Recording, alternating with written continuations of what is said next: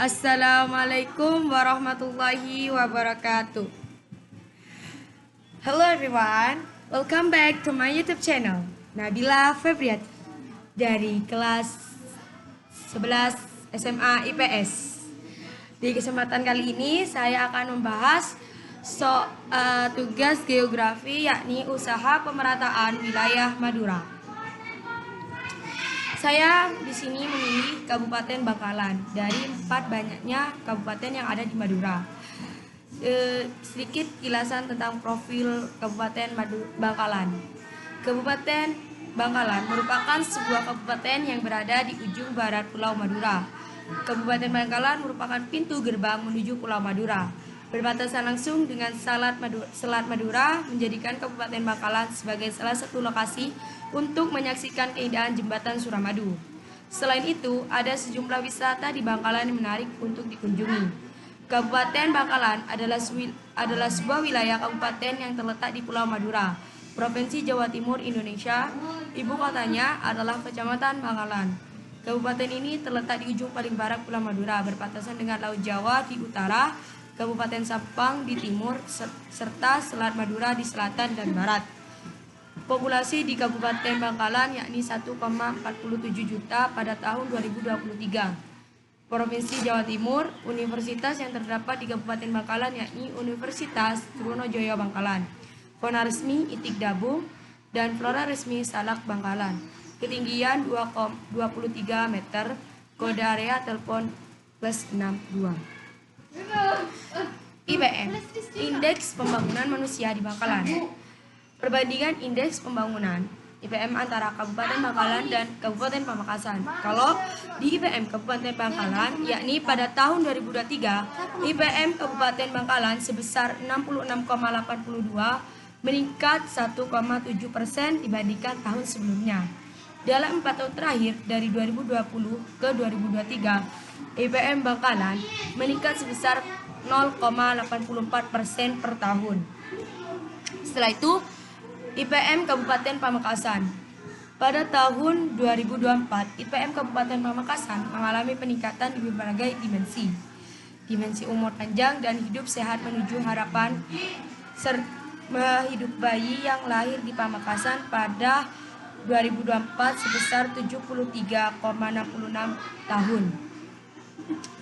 Dimensi pengetahuan juga mengalami peningkatan dengan harapan lama sekolah HLS penduduk usia 7 tahun mencapai 13,60 tahun, 13,69 tahun. Itu dari bagian IPM, Indeks Pembangunan Manusia antara Bangkalan dan Pamekasan. Dari segi pendidikan, Badan Pusat Statistik BPS Bangkalan merilis Indeks Pembangunan Manusia IPM tahun 2022 di bidang pendidikan. Rata-rata harapan peluang sekolah masyarakat Bangkalan 11,91 tahun, sedangkan faktanya rata-rata lama sekolah penduduk di Bangkalan hanya 5,97 tahun. Hampir setara dengan lulusan SD. Ketua Dewan Pendidikan Bangkalan Abdullah mengatakan, jika melihat data IPM Bangkalan, tingkatan pendidikan masyarakat nampak masih rendah. Padahal menurut pria yang akrab disapa Abdi itu, kejaran pendidikan di Bangkalan sudah banyak berkembang dan kemajuan. Data yang diambil Badan Pusat Statistik BPS ini hanya stempel, mungkin hanya 20%, jadi tidak bisa jadi acuan. Sedangkan IPM dari pendidikan di Pamekasan itu mencapai 70,32. Angka itu masuk kategori tertinggi dari 3 kabupaten lainnya di Madura yang masih berada di tingkat 66 hingga 69,3. Menurutnya, peningkatan IPM itu menandakan bahwa pembangunan Pamekasan memiliki progres yang cukup baik, mulai dari pendidikan, kesehatan, hingga lainnya. Dari tingkat kesehatan Bangkalan, kategori umur harapan hidup saat lahir UHH masyarakat meningkat 0,58% dari 2020 hingga 2023 dengan nilai rata-rata 0,27% per tahun. Grafik UHH menanjak dari 72,72 pada tahun 2020 menjadi 1,5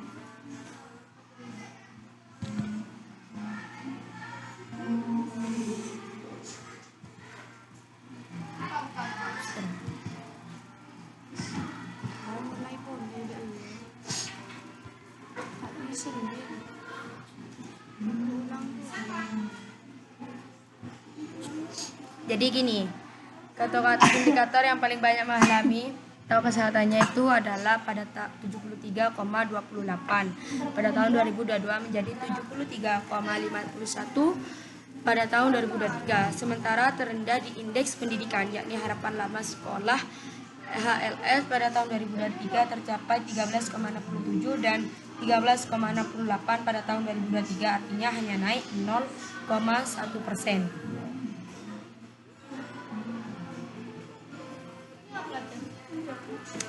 Setelah itu setelah di IPM, setelah pendidikan dan kesehatan, saya akan membahas wisata-wisata yang ada di Bangkalan. Wisata di Bangkalan itu ada dua, wisata dan ada wisata religi. Wisata Kabupaten Bangkalan yakni Kabupaten Bangkalan sangat beragam spot wisata yang bisa dikunjungi dari beberapa kabupaten lainnya yang banyak wisatawan. Ada beberapa wisata di Bangkalan sebagai berikut.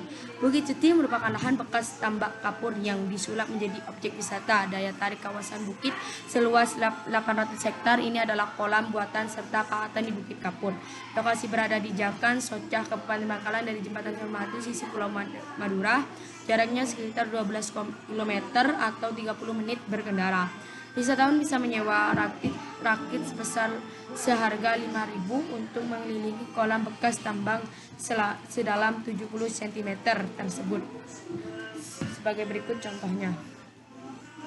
Setelah itu, Bukit Arosbaya merupakan sebuah bukit kapur yang berlokasi di Buduran. Ini sama seperti Bukit Cuti tersebut.